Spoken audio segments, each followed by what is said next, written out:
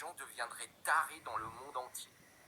Et la plupart des universités du monde exigent aux profs d'uni et de fac de signer une charte comme quoi il est interdit de mentionner le consensus, comme quoi maintenant il est quasi certain que Jésus est un personnage de fiction qui a jamais existé. Est-ce que c'est normal que les chrétiens nous empêchent d'enseigner, en l'occurrence, les évidences scientifiques? Non, ils doivent accepter que leur religion est basée sur des contes et légendes. Et de dire, bon, bah voilà, bah ça va devenir une mythologie comme les autres religions avant la nôtre. Non, on nous empêche, en l'occurrence, de dire ce qui est le consensus scientifique actuel. Je dis ça, je dis rien. En plus, le consensus, voilà. Ce n'est pas l'absolu. C'était surtout, moi, ce que je voulais contrer, là, c'était Emma et Charline, parce qu'elles disent des dingueries. Tu sais, un grand coup de Dieu, un grand coup de Jésus, un grand coup de chrétien. C'est ça leur délire. Oui, mais à bout, quand tu les entends parler, tu sais qu'elles n'ont pas d'argument. Il n'y a aucun argument. C'est juste de la khotba, quoi. Tu vois ce que je veux dire? C'est du prêche. Je suis d'accord avec toi, Romain. Et la dernière fois, il y avait KNB, elle était là, elle a bouillonné déjà avec et moi je la comprends et puis et voilà. Enfin, je sais pas si je dis une bêtise en disant ça, mais moi je voulais remercier Bruno parce que voilà, il a fait l'effort de rester malgré qu'on critique un peu sa religion ou sa croyance. ah non, mais moi je suis Bruno.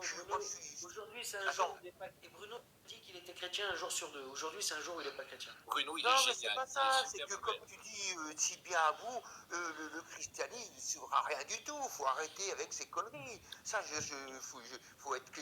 n'y a pas besoin avoir fait 15 ans de ça pour le savoir. Le christianisme ne saura rien du tout. Ça, c'est n'importe quoi. Ça, tu as raison. Là-dessus, je te suis tout à fait. Et tu le sais parce que.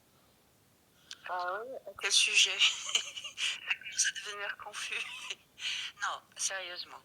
Le christianisme ou le judaïsme ou l'islam, nous savons tous, consciemment ou inconsciemment, qu'il y a des civilisations qui ont précédé.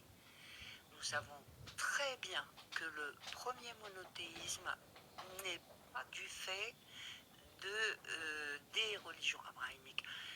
Ce qui est génial avec l'archéologie ou certains travaux sur le papier, etc., nous avons la civilisation égyptienne qui nous a laissé tellement de preuves de la naissance chez eux, donc en Afrique, du monothéisme.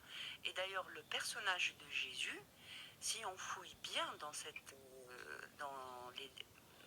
assez tôt dans les dynasties des Égyptiens anciens, on va tout de suite comprendre que le personnage de Jésus, on retrouvera aussi le personnage de Moïse.